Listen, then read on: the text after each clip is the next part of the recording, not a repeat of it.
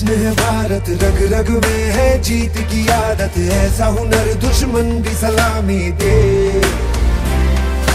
तू सूरज हम तेरे उजाले, तुझसे जुदा नहीं होने वाले, आखिर तक हम सफर तिरंगे के।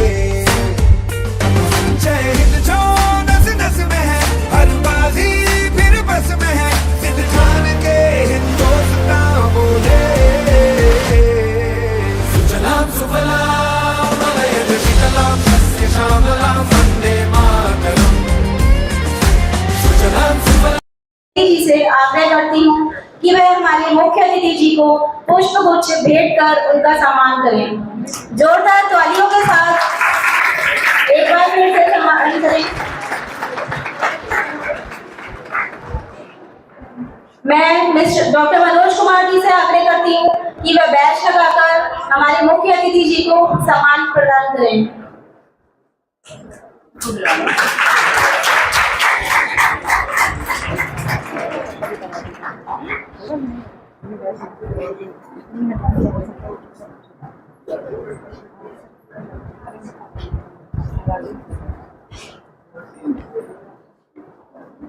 मैं डॉक्टर जसपाल सिंह सर जी से आग्रह करूंगी कि वह प्रोफेसर राजेंद्र सिंह सर को बैच लगाकर उनका सम्मान करें तथा बुके उनको प्रदान करें।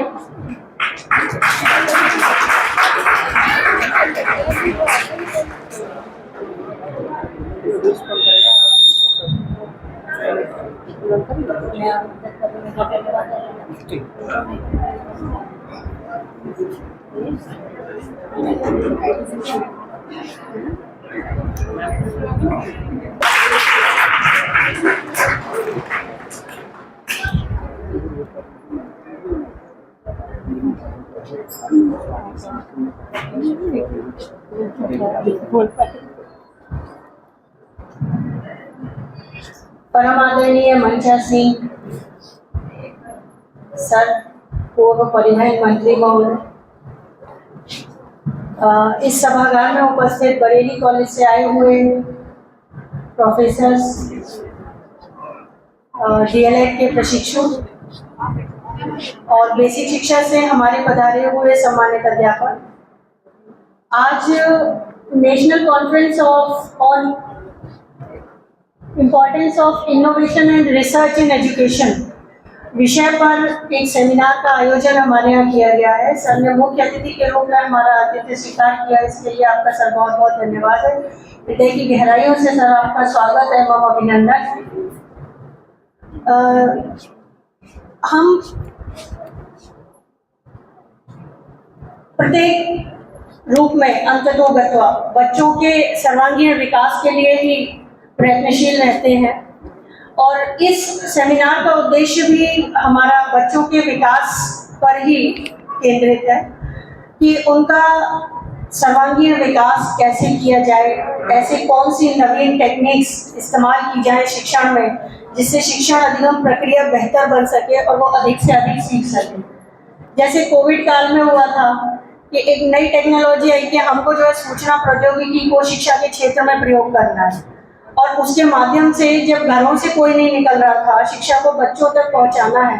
जब ये मान लिया गया था कि ये सत्र शायद जीरो होने जा रहा है जिसमें बच्चे कोई शिक्षा ना प्राप्त कर सके, तो ऐसे में ये नवाचार ही था जब शिक्षा को बच्चों तक सूचना प्रौद्योगिकी के माध्यम से पहुंचाया गया। और वर्तमान समय में, वर्तमान परिप्रेक्ष्य में और ऐसा कौन से नवीन प्रयोग हैं जो हम अप्लाई कर सकते हैं जिससे बच्चों का अधिकतम विकास हो सके, शिक्षा अधिकतम उन तक पहुंचाई जा सके, इसी विषय पर सर चर्चा करने के लिए आज एक सेमिनार का आयोजन किया गया है। और बहुत अधिक समय ना लेते हुए, क्योंकि हम सभी सर को, मंत्री जी को सुनने के लिए बैठे हुए हैं, तो इन्हीं शब्दों के साथ मैं अपनी वाणी विराम दूंगी। एक बार पुनः आप सभी का इस सेमिनार में स्वागत है, अभिनंदन है। Thank you so much.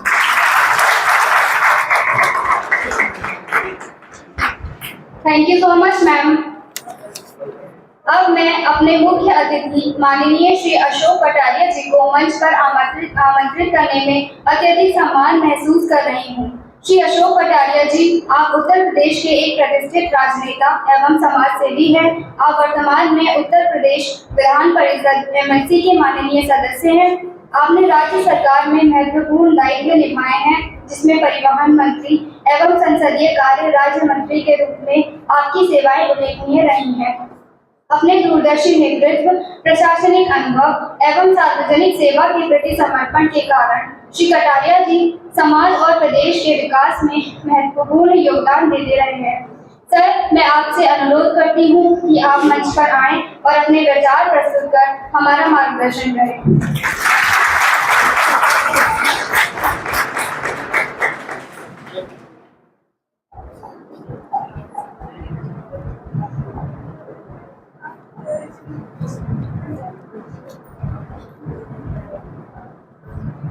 आज इस कार्यक्रम में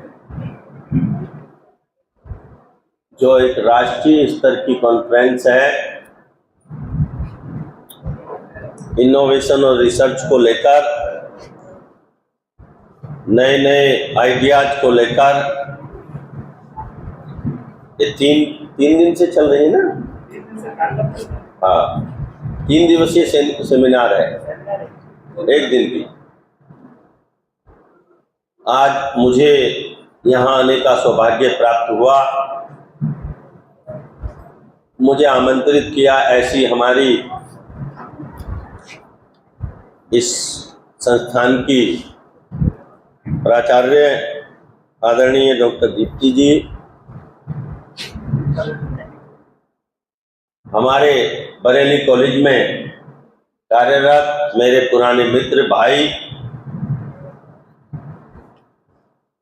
ऐसे आदरणीय योगेश जी, आदरणीय डॉक्टर राजेंद्र सिंह जी, आदरणीय विवेकनाथ त्रिपाठी जी, आदरणीय दिनेश जी, सम्मानित मंच, मेरे सामने सभागार में उपस्थित सभी ज्येष्ठ श्रेष्ठ प्राध्यापक बंधुओं, बहनों, नौजवान दोस्तों, अभी हमारे सामने देश के अंदर 2020 में एक नई शिक्षा नीति भी आई है। आप जानते हैं देश नवाचारों के दौर से गुजर रहा है। ये बीच में बात मत करिए भाई, बात पर जितनी देर भी जिसको बैठना बैठिए, नहीं बाहर जाइए। शिक्षा यहीं से शुरू होती है, जो मैंने टोका है। शिक्षा क्या है? खाली किताब का रटिफिकेशन थोड़ा ही है। मैंने कहा जिसको अंदर रहना अंदर रहिए और जिसको बाहर जाना बाहर जाइए। ये क्या है? ये भी शिक्षा है। ये क्या है? डिसिप्लिन, और डिसिप्लिन भी शिक्षा है। ये नहीं हो सकता कि आप बीच बीच में दखल दें, तो फिर आप शिक्षित नहीं कर रहे, आप कुशिक्षित कर रहे हैं लोगों को। हम भारतीय जनता पार्टी की मीटिंग लेते हैं किसी जिले में जाके, तो मीटिंग लेते ही सबसे पहले बोलते हैं कि जरा अपना मोबाइल साइलेंट कर लीजिए, बोलना नहीं चाहिए। ये भी शिक्षा है, हर क्षण शिक्षा है। एक शिक्षा तो वो है जो ब्लैक बोर्ड पर दी जा रही है, वो शिक्षा का एक पार्ट है बस। बाकी बहुत सारी शिक्षा आप सारे दिन में प्राप्त करते हैं। शिक्षा एक व्यापक, अगर उसको देखा जाए शिक्षा को, तो वो उसका शब्द छोटा है, लेकिन वो बहुत व्यापक है। बहुत पहले हम कहते थे कवि की कृतियों में यदि मानव का प्यार नहीं है, सृजनहीन विज्ञान व्यर्थ है, प्राणी का उपकार नहीं है। जो विज्ञान सृजनहीन हो वो व्यर्थ है, वो प्राणी का क्या उपकार करेगा। और कवि की कृतियों में अगर प्रेम नहीं हो, मनुष्यता नहीं हो, कवि की कृतियों में यदि मानव का प्यार नहीं है, सृजनहीन विज्ञान व्यर्थ है, प्राणी का उपकार नहीं है। शिक्षा क्या स्वर साध सकेगी यदि नैतिक आधार नहीं है। और नैतिक आधार क्या है? नैतिक आधार है हमारी जीवन शैली, हमारे जीवन मूल्य, हमारा सेल्फ डिसिप्लिन। मित्रों, जीवन के अंदर आप रोज शिक्षित हो सकते हैं। भारत की नई शिक्षा प्रणाली को भी आप पढ़िए, अवसर मिले तो जरूर आपको पढ़ना चाहिए, और पढ़ाई भी जारी होगी, लेकिन उसको पढ़िए। उसका उद्देश्य क्या है? भारत के अंदर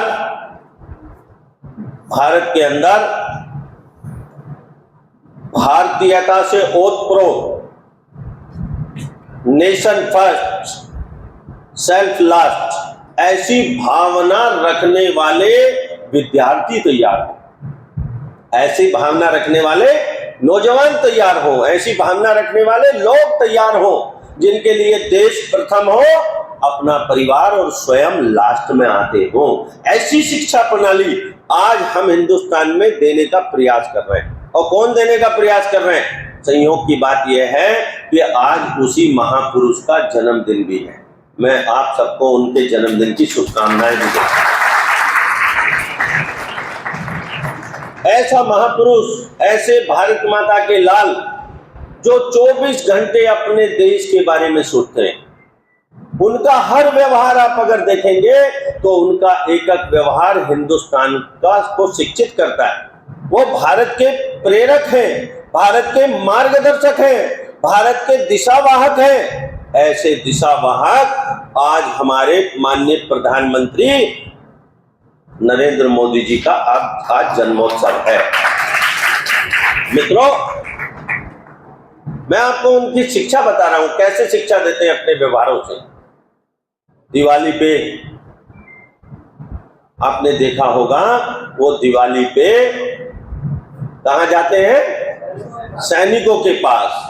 माने वो सारे देश को ये शिक्षा देना चाहते हैं कि हमारे देश के बहुत सारे नौजवान अपने घर दिवाली पर नहीं जा पा रहे हैं, अपने घर जाकर दिवाली नहीं मना पा रहे हैं, तो हिंदुस्तान का प्रधानमंत्री उनके पास जाकर दिवाली मना रहा है, उनकी दिवाली को इस तरह सुंदर बना रहे हैं। मतलब हमारी सेना के प्रति उनका व्यवहार, हमारे देश के नागरिकों के प्रति उनका व्यवहार देखिए। तो सेना के प्रति मैंने कहा,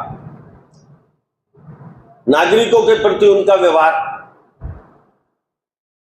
कि वो हर महीने के अंतिम रविवार को मन की बात कार्यक्रम में आते हैं, देश के सामने आते हैं। और जानते हो, आप में से कुछ लोगों ने देखा हो, नहीं देखा हो, मैं हाथ तो नहीं उठवाना चाहता, लेकिन जिन्होंने नहीं देखा जरूर देखिएगा। वो नहीं तो आप अपने जीवन के अच्छी सूचनाओं से, संवेदनाओं से और प्रेरणाओं से वंचित रह जाएंगे आप लोग।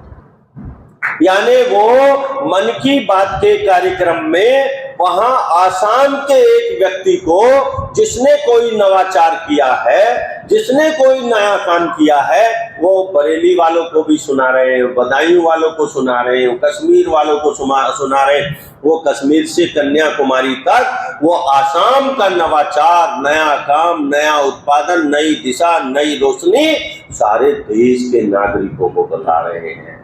ये नागरिकों के प्रति अपना कर्तव्य दिखा रहे हैं।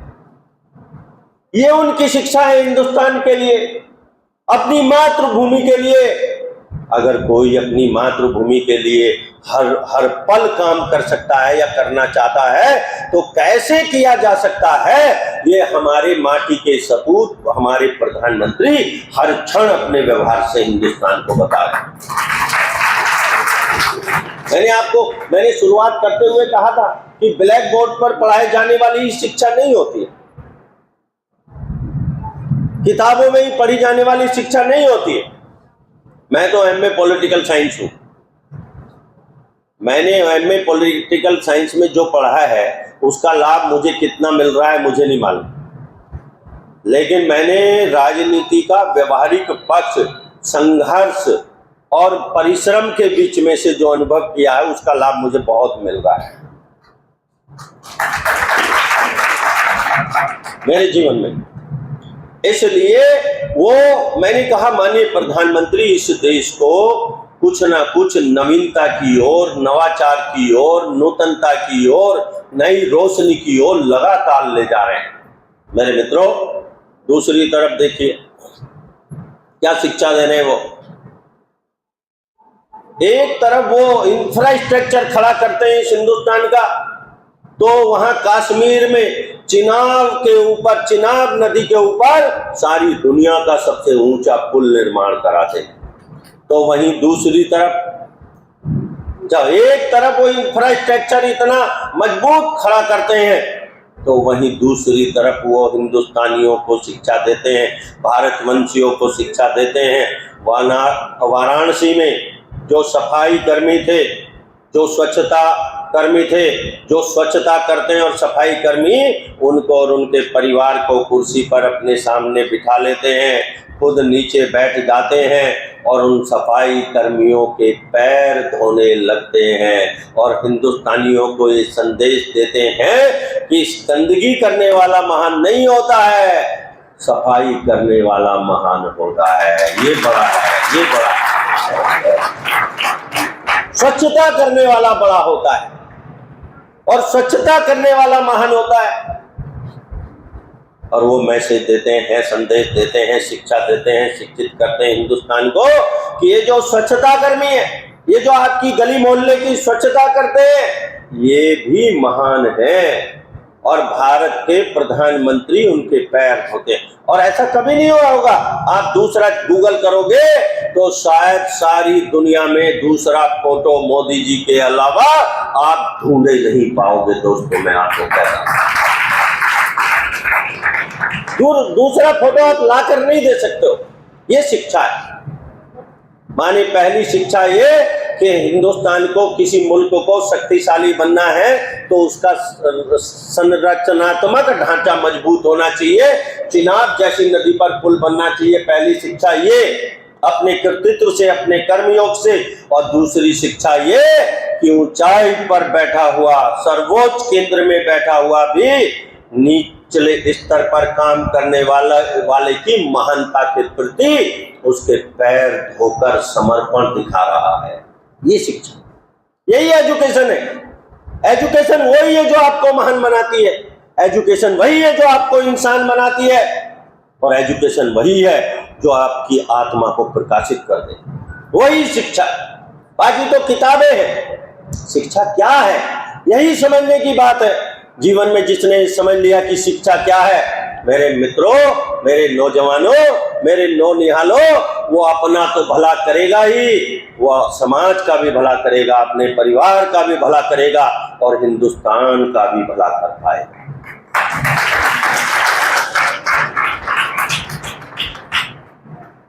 बहुत सारे, मैंने कहा मैं तो मोदी जी पर घंटों बोल सकता हूँ। संयोग से आज उनका जन्मदिन को बुलाया आपने मुझे, इसलिए मुझे उनसे ही वो क्या शिक्षा इस हिंदुस्तान को दे रहे हैं, अपने एक्टिविटी से, अपनी क्रियाओं से, गतिविधि से, अपने कामों से, कैसी शिक्षा।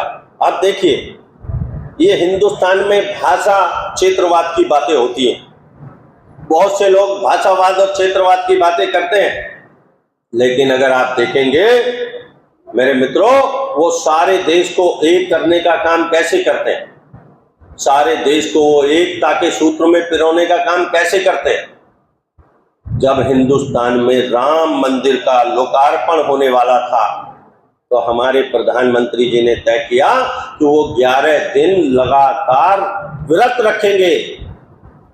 और उन्होंने व्रत रखा 11 दिन का, और व्रत भी ऐसा कठोर रखा कि वो 11 दिन जमीन पर सोएंगे। और इतना ही नहीं, उन्होंने उन 11 दिनों को दक्षिण भारत की यात्रा को समर्पित किया। दक्षिण भारत की यात्रा करने गए। मंदिर कहां बन रहा था? उत्तर भारत में। यात्रा कहां कर रहे थे? दक्षिण भारत में। यानी दक्षिण और उत्तर को एक साथ जोड़ने का अनूठा प्रयास कर रहे थे।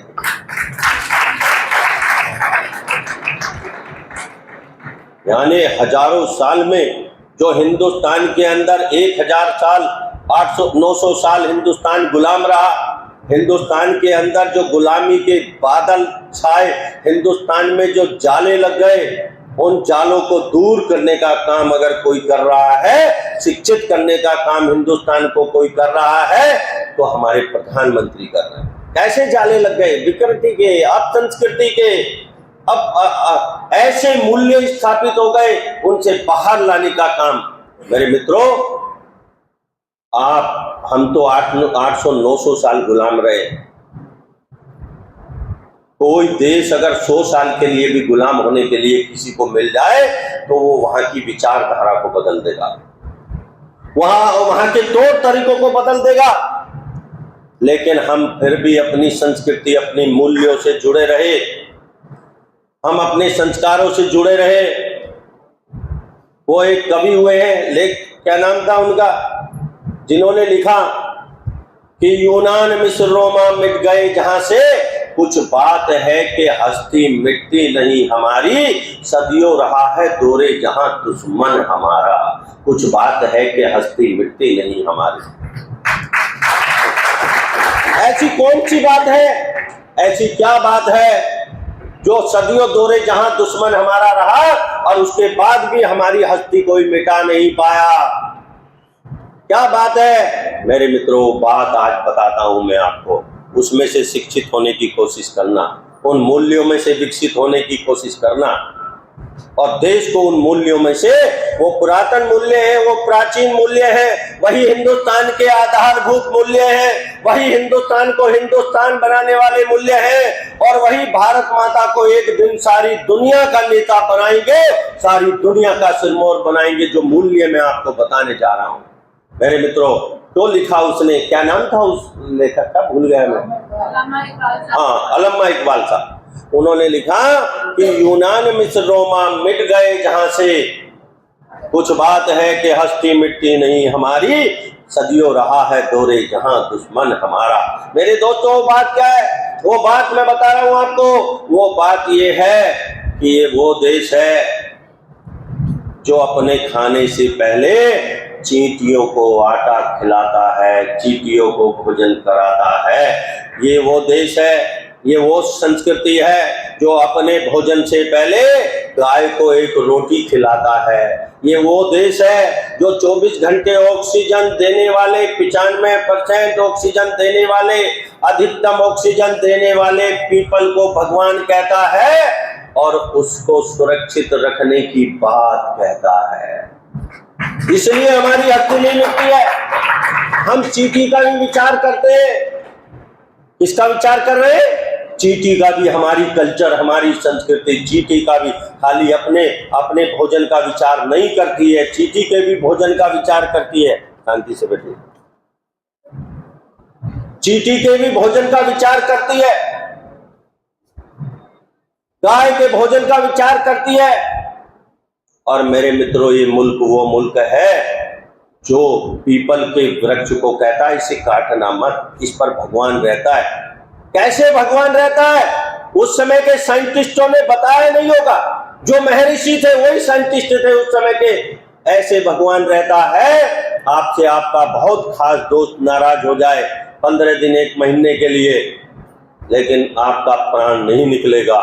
लेकिन आपसे वो ऑक्सीजन अगर नाराज हो जाए 15 मिनट के लिए, तो आप इस धरती पर नहीं रहेंगे, आपका प्राण निकल जाएगा। और कब नाराज हुई थी? अभी तो आप मेरी बातों को हल्के में भी ले सकते हैं, लेकिन मैं आपको एक दृश्य दे देता हूं। अभी कोरोना में नाराज हुई थी ऑक्सीजन आप लोगों से, जनता से आप नाराज हुई थी। आप लोगों को लगेगा ना ऑक्सीजन तो मुफ्त की चीज है, कैसे नाराज हो सकती है? कभी आप में से शिक्षा क्या है वो मैं आपको बताना चाह रहा हूं। शिक्षा ये है जिसके बिना हमारा जीवन चलने वाला नहीं है। उसको हम कभी थैंकफुल होते हैं क्या? हमें किसी क्लास में आज तक सिखाया गया कि उसको धन्यवाद दो जिससे तुम्हारा जीवन चल रहा है? तुम्हारे जीवन में किसका सबसे बड़ा योगदान है? ऑक्सीजन का योगदान है कि नहीं है सबसे बड़ा? जिसका सबसे बड़ा योगदान, उसको धन्यवाद देना भी इस देश की शिक्षा में, मैकाले की शिक्षा में नहीं सिखाया गया, कांग्रेस की शिक्षा में नहीं सिखाया गया। ऐसा विनाश कर दिया हिंदुस्तान के एजुकेशन संस्थानों का, शिक्षा संस्थानों का। कैसे भगवान ऑक्सीजन? वैसे भूमि, जैसे गगन, वैसे वायु, ऐसे अग्नि और नैसे नीर। यही तो भगवान है मेरे मित्रों। अगर ये आपसे रूठ जाएगा, आपका जीवन चल नहीं पाएगा। दो ही अवस्था में मनुष्य रह सकता है, या तो थैंकफुल रह सकता है या थैंकलेस रह सकता है। या तो कृतज्ञ रह सकता है, या तो कृतज्ञ भाव में रह सकता है, या कृतज्ञ भाव में रह सकता है। न्यूट्रल रहना आसान नहीं है। इसलिए इस देश के अंदर पीढ़ी की पीढ़ी ऐसी तैयार हो गई, इंजीनियर तैयार हो गए, डॉक्टर तैयार हो गए, आईएएस तैयार हो गए, आईपीएस तैयार हो गए, लेकिन उन मूल्यों से रहित जो आधारभूत मूल्य है हिंदुस्तान के, जिन मूल्यों से भारत ही नहीं सारी दुनिया को एक दिन जीवन मिलेगा। आज सारी दुनिया मार काट पर उतारू है, लेकिन प्रेम के मूल्य, सद्भाव के मूल्य, जीवन के मूल्य अगर कहीं विकसित हुए हैं, अगर कहीं उन पर रिसर्च हुआ है, तो केवल हिंदुस्तान में हुआ है, पूरी दुनिया में नहीं हुआ है। मैंने कहा सारी दुनिया के एक मुल्क का नाम मुझे बता देना जहां चींटियों को आटा खिलाने के संस्कार और संस्कृति विकसित हुई हो। कोई दुनिया का एक मुल्क मुझे बता देना। तुम्हें गर्व करना चाहिए, हर पल ऐसे गर्व में जीना चाहिए कि हम ऐसे देश के निवासी हैं जो देश के इतने महान मूल्य हैं। मेरे मित्रों, इन महान मूल्यों को लेकर चलने वाला ये देश आज की बात नहीं है। इस सारी दुनिया ने देखा है, अपनी क्षुधा बुझाने के लिए सारी दुनिया का एक बहुत बड़ा हिस्सा है मांसाहारी है। एक तरफ मैं आपको बता रहा हूं कि यहाँ चींटियों को आटा खिलाने की, चींटियों की भी चिंता होती है। मेरे मित्रों, बहते हुए पानी को यह मां कहा जाता है। सारी दुनिया में ऐसा कोई दृश्य आपको नहीं मिलेगा। क्यों कहा जाता है? इसलिए कहा जाता है क्योंकि वो गंगा मां हिंदुस्तान की जीवन रेखा है। वो हिंदुस्तान के किसानों को जल देती है, जल का स्तर बढ़ाती है, जीवन देती है। इसलिए उसको जीवन देने के कारण मां कहा जाता है, उसके प्रति कृतज्ञ रहा जाता है। कम्युनिस्ट मित्र हमारे कई बार कहते हैं कि एक लोटा जल सूर्य को क्यों देते हैं लोग? क्योंकि उनके पास ना बुद्धि है, ना विवेक है, ना ज्ञान है, ना मेधा है, ना प्रज्ञा है। उसकी तो बात ही क्या है, केवल तर्क है, कुतर्क है, वितर्क है, तर्क है, वितर्क है, कुतर्क है। और तर्क और कुतर्क और वितर्क केवल बुद्धि के विषय हैं, केवल बुद्धि के। बुद्धि तो बहुत छोटा सा विषय है। केवल वो बुद्धि से कहते हैं कि सूर्य को जल क्यों देते हैं। मेरा एक दोस्त मेरठ विश्वविद्यालय में पढ़ता था, उसने कहा कि ये एक कम्युनिस्ट बोला कि वो सूर्य को जल क्यों देते हैं। मैंने कहा, और सूर्य तो इतना पानी, इतने हजारों गैलन वाष्पीकरण करता है, अपनी गर्मी से पैदा करता है। वो वैज्ञानिक दृष्टिकोण दे रहा था कि हजारों गैलन पानी गिराता है सूर्य। ये जो वर्षा हो रही है, ये वाष्पीकरण के कारण ही हो रही है। धरती में से वाष्पीकरण होता है, ऊपर जाता है, बादल बनता है, वर्षा होती है, एक प्रक्रिया है। वो समझा रहा था उसको, सूर्य को जल देने वाले विद्यार्थी को। उसने मुझे बताया, यह आज 15 साल पुरानी, 20 साल पुरानी बात है। मैंने उससे कहा, तुम अगली बार जाओ तो उससे कहना कम्युनिस्ट से कि हम सूर्य को जल इसलिए नहीं देते हैं कि वो जल बहुत है उसके पास। हम जल इसलिए देते हैं कि सूर्य भगवान, तुम इस जगत की ऊर्जा के अंतिम स्वामी हो, जो तुम हिंदुस्तान की, दुनिया की ऊर्जा के अल्टीमेट हो। आपसे ही सारी ऊर्जाएं संचालित होती हैं और आप ही वर्षा भी कराते हो। इसलिए हम आपको थैंक यू कहने के लिए एक लोटा जल दे रहे हैं। हम आपके प्रति अपना कृतज्ञ भाव ज्ञापित कर रहे हैं। हम आपको धन्यवाद ज्ञापन कर रहे हैं कि हे प्रभु, आप हमको जीवन दायनी हो, आप हमको जीवन देते हो, ऊर्जा देते हो। हम आपके प्रति बारंबार कृतज्ञ। ये भाव है, एक लोटे जल का ये उद्देश्य है। मेरे मित्रों, ऐसा देश जिसने सारी दुनिया को प्रेरणा दी है, जिसने सारी दुनिया को शिक्षा दी है, लेकिन बीच का कालखंड ऐसा आया जो विद्यार्थियों को, हमारे शिक्षण संस्थानों को जो मिलना चाहिए था वो ज्ञान नहीं मिला, वो नहीं दिया गया। केवल नौकर तैयार करने की शिक्षा हिंदुस्तान में दी गई। आज उसका दुष्परिणाम क्या है? 50 साल 55 साल केवल नौकर तैयार करने की शिक्षा दी गई। उसका दुष्परिणाम यह है कि हिंदुस्तान में एक बरसात होती है, हर महानगर डूब जाता है। एक बरसात में डूब जाता है कि नहीं डूब जाता है? हर महानगर डूब जाता है। क्यों? क्योंकि उसके नाले अच्छे से नहीं बनाए गए। आज आप दिल्ली जाते होंगे, कितना कूड़ा आपको दिखाई देता है।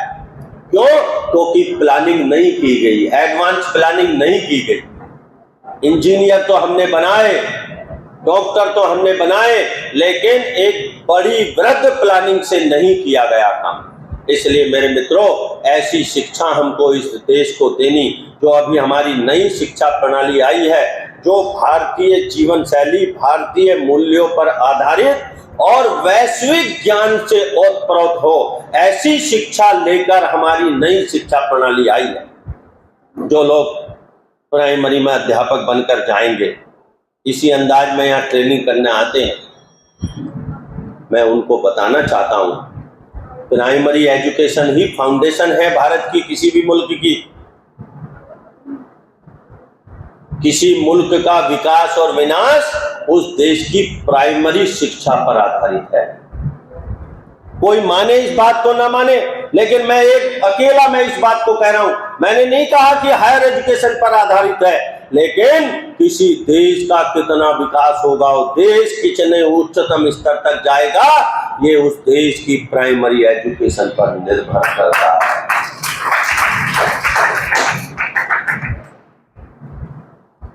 मैंने नहीं कहा डिग्री एजुकेशन पर निर्भर करता है। डिग्री एजुकेशन में आते आते वो मैच्योर हो जाता है, समझदार हो जाता है, अपने आसपास के परिवेश को जानता है, जान लेता है, बहुत सारे रिसर्च कर चुका होता है, व्यक्तिगत रिसर्च कर चुका होता है, तमाम अनुभव अनुसंधान कर चुका होता है। बच्चे कुछ पीछे बोल रहे हैं, भैया बोलो मत। और मैं उठा भी देता हूं, मैं भी टीचर ही हूं। हालांकि मैं जानता हूं बहुत अच्छे से कि सारे लोग मेरे कहने से आसमान छू लेंगे, ऐसा मैं नहीं मानता हूं। एक क्लास में 30 बच्चे पढ़ते हैं, उन 30 में से एक IAS भी निकलता है, एक इंजीनियर भी निकलता है, एक डॉक्टर भी निकलता है, एक चपरासी भी निकलता है, एक क्लर्क भी निकलता है। तो सब एक जैसे सारे मेरी बात को ध्यान से सुनेंगे ऐसा नहीं मानता मैं, लेकिन तुम्हारे भले के लिए है कि तुम सुनो। लंबाई की तो सीमा है कि 5 फुट आपकी 1 इंच 2 इंच हो सकती है, लेकिन ऊंचाई की कोई सीमा नहीं होती है। आप कितने भी ऊंचे हो सकते हो। इसलिए मैं आपको कह रहा हूं, ध्यान से सुनोगे तो चुनोगे और गुनोगे और आगे बढ़ोगे, नहीं तो अपने परिवेश में, आसपास के परिवेश में कहीं गुम होकर रह जाओगे और खो जाओगे। इसलिए मेरे मित्रों, मैं आपको कहना चाहता हूं, इस समाज के अंदर अगर हमें कुछ परिवर्तन लाना है तो हमें अपने जीवन में नए नए एक्सपेरिमेंट करने होंगे, नए नए अनुभव लेने होंगे और ज्ञान के भी नए रास्तों पर हमें बढ़ना होगा। मेरे मित्रों, हम ऐसा मुल्क नहीं है, हम ऐसा मुल्क हैं, हम ऐसा मुल्क नहीं है कि हम केवल एक ही बात करते रहेंगे। हम लगातार रिसर्च करने वाले लोग हैं, हमारे महापुरुष लगातार रिसर्च करने वाले लोग हैं। आपने देखा होगा कई मुल्कों में एकक किताबें उन मुल्कों को संचालित करती हैं, लेकिन हमारे यहाँ ऐसा नहीं है। हमारे यहाँ रामायण है एक किताब, गीता है एक किताब। मेरे मित्रों, वो गीता आज कम से कम 10 लोगों ने लिख ली है। लोकमान्य तिलक की गीता अलग है, गांधी की गीता अलग है, कृष्ण की गीता अलग है। बोलो 10 गीता बनी कि नहीं बनी देश में? क्यों? क्योंकि नया सोचने की आजादी है। यही है भारतीयता, यही है भारतीय संस्कृति और संस्कार। आपको नया सोचने की खुली आजादी है। आप नई गीता लिखने के उत्तराधिकारी हैं। आप नहीं गीता, आप उससे बेहतर अगर कुछ सोच कर आए हैं तो आप लिख सकते हैं, समाज को दे सकते हैं, समाज को आगे बढ़ा सकते हैं मेरे मित्रों। क्यों? क्योंकि हमने कहा है मनुष्य तू महान है, तेरी आत्मा में बैठा स्वयं भगवान है। हम मनुष्य को ये मानते हैं ये केवल हाड़ मांस का गठजोड़ नहीं है, इसके अंदर परमात्मा स्वयं बैठा है। यत् पिंडे तत् ब्रह्मांडे, जो पिंड में है वही ब्रह्मांड में है। हम मानते हैं कण कण में परमात्मा है मेरे मित्रों। उन्होंने वहां एक फ्रांस की सीमा पर एक प्रयोग किया, और प्रयोग भी बहुत सारी दुनिया में 2012 की शायद बात है, सारी दुनिया में मैसेज दिया कि धरती का विनाश हो जाएगा, ये हो जाएगा। आपको ध्यान होगा, आप लोगों ने अगर सुना होगा तो देखा होगा। लेकिन क्या है, उन्होंने एक प्रयोग किया, और प्रयोग करने के बाद क्या मिला उनको? God particle. उन्होंने कहा हमको वो एक पार्टिकल मिला जिसने उस प्रयोग में, जिसमें से विकिरण होकर इतनी अग्नि निकलनी थी, उसको रोक दिया। उसका नाम क्या दिया? God particle. गूगल करना, पता लग जाएगा। गॉड पार्टिकल उसमें हुआ। वो कह रहे हमको क्या मिला उस प्रयोग से? God particle. और हमारे ऋषि महर्षि की क्या कह रहे, हिंदुस्तान क्या कह रहा हजारों वर्षों से कि कण कण में क्या कह रहा है? उनको कब पता लगा? 2012 में। कण कण में भगवान उन्होंने भी माना, लेकिन कब माना? 2012 में। और हमारे ऋषि महर्षि और हमारे वैज्ञानिक कब से कहते आ रहे हैं? हजारों साल से कहते आ रहे हैं कि कण कण में परमात्मा है। हम तो कहते आ रहे हैं जो मंदिर में है वही मस्जिद में है। क्यों कह पा रहे हैं ऐसा? वो नहीं कह सकते बाकी दुनिया के लोग। यही हमारे और उनके अंदर का अंतर है, यही हमारे उनके अंदर की भी अलग अलग शैली है, जीवन शैली अलग है। क्यों? क्योंकि हमें सिखाया गया है कि जो उसके अंदर है, मंदिर के अंदर है, वही मस्जिद के अंदर है। परमात्मा एक है, विद्वानों ने उसे भिन्न भिन्न प्रकार से बताया है और बोला है। परमात्मा एक है, लेकिन विद्वानों ने उन्हें अपने अपने तरीके से बताया है। इसलिए मेरे मित्रों, जो हमारे जीवन मूल्य हैं, हमारी जीवन शैली है, हमारी भारतीय संस्कृति है, हमारी जो प्रज्ञा है, हमारी जो मेधा है, हमारे जो ऋषियों की परंपराएं हैं, मेरे मित्रों, उन्होंने कितना सिखाया है। उसके आधार पर चलने वाला ज्ञान, और सारी दुनिया के अंदर उसी ज्ञान का दम है कि आज दुनिया की बड़ी बड़ी कंपनियों के सीईओ, बड़े बड़े CEO. Thank you so much, sir, for the inspirational and motivation words, and at the precious time you have given us. As sir said, our Honorable Prime Minister Shri Narendra Modi ji is indeed a constant source of inspiration for all of us. His visionary leadership, tireless dedications and commitment towards the building a self-reliant, progressive and successful India continue to motivate us to contribute in our respective field with a sincerity and passion. Everyone knows this book is a weapon. Books are uniquely portable magic set by a great author, Stephen King. To celebrate this occasion, we now proceed for the release of souvenir and abstract book. I request all the dignitaries on the dais to kindly reveal the publications.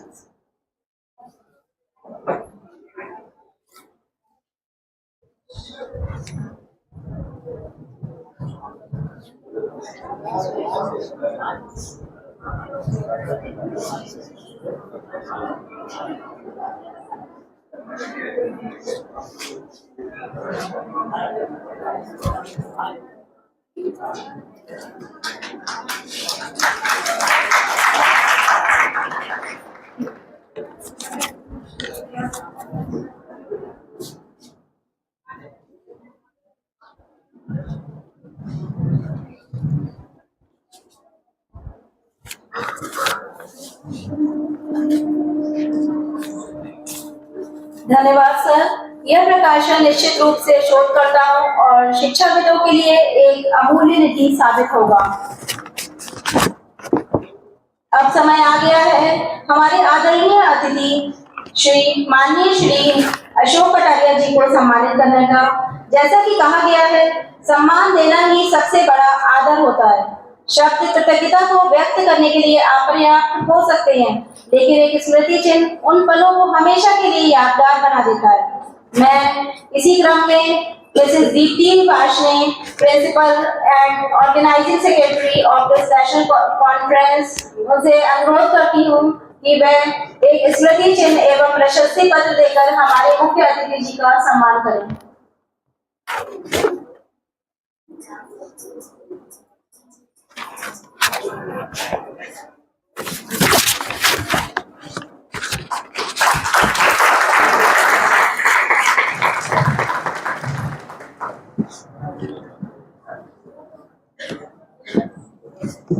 Thank you ma'am, thank you sir.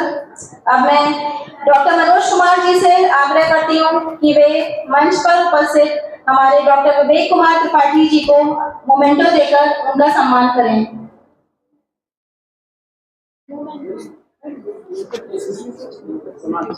स्मृति चिन्ह देकर।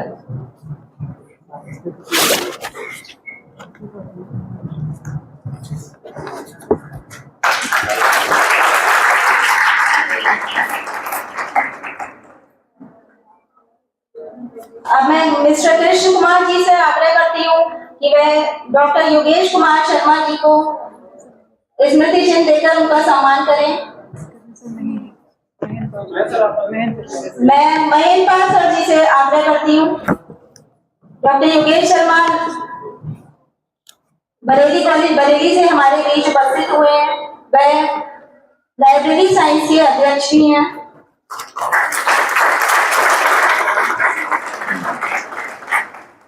अब मैं doctor Dinesh Kumar Singh ji से आग्रह करती हूँ कि वे मंच पर उपस्थित प्रोफेसर राजेंद्र सिंह सर को प्रशस्ति पत्र देकर उनका सम्मान करें।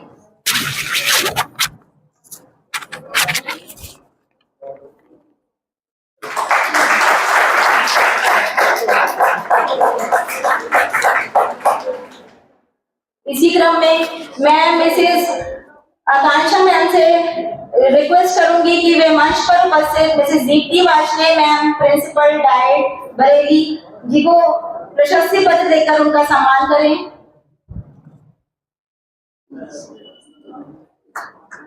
मैम हमारे आज की कॉन्फ्रेंस की ऑर्गेनाइजिंग सेक्रेटरी भी हैं।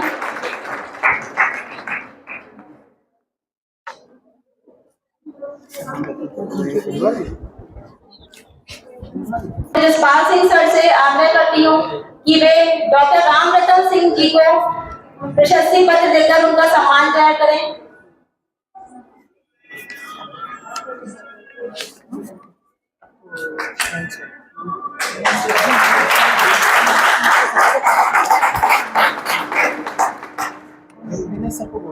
अब मैं इस कार्यक्रम के अंतिम चरण में डॉक्टर दिनेश कुमार सिंह जी से आग्रह करती हूँ कि वे आज के इस सम्मेलन को सफलतापूर्वक पूरा प्रस्तुत करने के लिए धन्यवाद दें हमारे मुख्य अतिथि जी और विशिष्ट अतिथियों को। डॉक्टर दिनेश कुमार जी।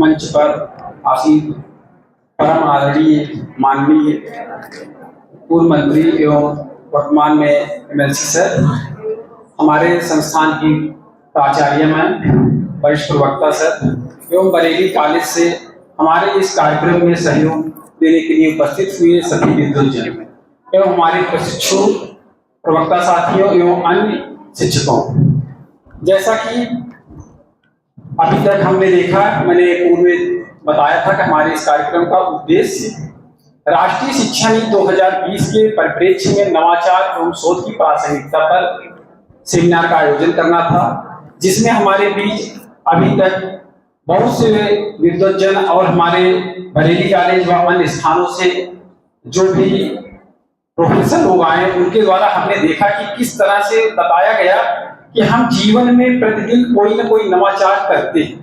ऐसा नहीं कि हम नवाचार नहीं करते हैं और जीवन के विभिन्न क्षेत्रों में नवाचार करते रहते हैं।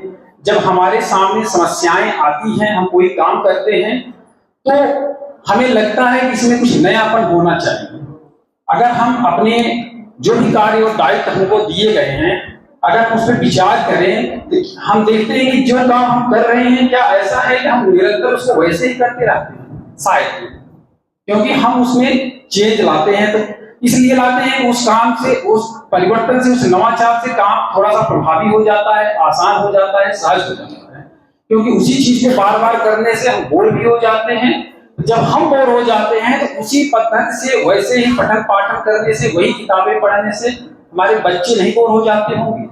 शायद इसी मंशा को देखते हुए राष्ट्रीय शिक्षा नीति 2020 में यह प्रावधान किया गया कि शिक्षा के क्षेत्र में अधिक से अधिक शोध होना चाहिए, अधिक से अधिक नवाचार होना चाहिए। इसी शोध और नवाचार को बढ़ाने की कड़ी में प्रत्येक संस्थान से, खास करके डाइट संस्थानों में, नवाचार एवं शोध के लिए निरंतर कार्य करने के लिए हम लोगों को जो है प्रेरित किया जाता है। उसी कड़ी में हमारे SCRT के डायरेक्टर महोदय के द्वारा हम लोगों को 2 सेमिनार कराने के लिए निर्देश दिए गए थे, जिसमें हमारा चूंकि बरेली कॉलेज से जो है कोलैबोरेशन है, हम उनके साथ मिलकर इस सेमिनार को करा रहे हैं। इसमें बरेली कॉलेज का बहुत ही बड़ा योगदान रहा और हमारे बरेली कॉलेज के समस्त स्टाफ भी इस कार्यक्रम की एक तरह से सर न्यू है, क्योंकि हम पिछले 2 दिन सर नवाचार महोत्सव का कार्यक्रम जो पूर्व में निर्धारित है वो हम 2 दिन कर रहे थे। इस कार्यक्रम के लिए समय नहीं मिल पा रहा था सर। पूर्व में यह कार्यक्रम 30 तारीख को निर्धारित किया गया था, लेकिन उस समय भी समय नहीं मिला और थोड़ा सा मानसून में ऐसा दिख रहा था बारिश हो सकती है। तो बाद में हम लोगों ने इस कार्यक्रम को आयोजित कराया, तो 17 तारीख में भी ये हुआ कि समय नहीं है, लेकिन बरेली कॉलेज की पूरी टीम ने हमको आश्वस्त किया कि आप अपने यहाँ जो तैयारी कर रहे हैं उसको करिए, बाकी चीजों का आयोजन हम अपने स्तर से कराएंगे। बहुत सहयोग रहा बरेली कॉलेज का, उनकी पूरी टीम का। अभी भी इस कार्यक्रम में पूरी टीम लगी हुई है।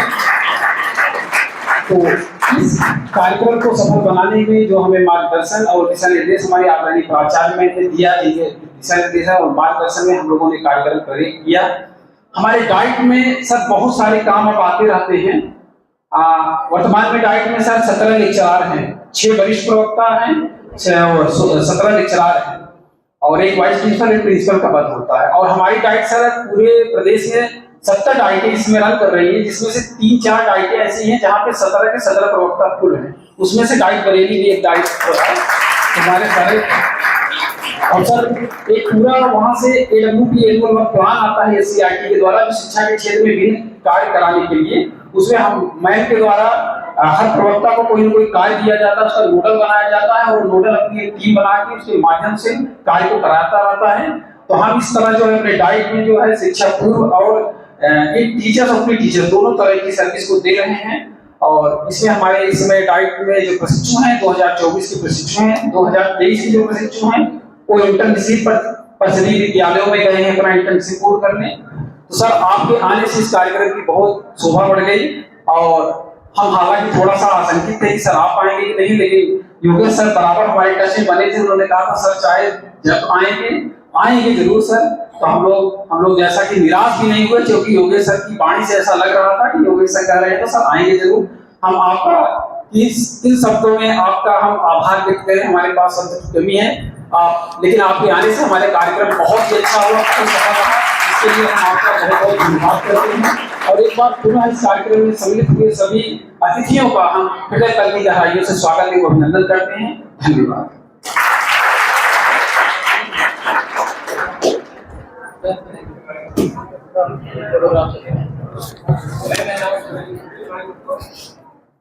आज के टीचर्स हैं उन सबको अनुरोध करती हूँ कि वो आए और हमारे लिए एक मंच पर ग्रुप फोटो करें। शीतलां शस्य श्यामलां वन्दे मातरम्।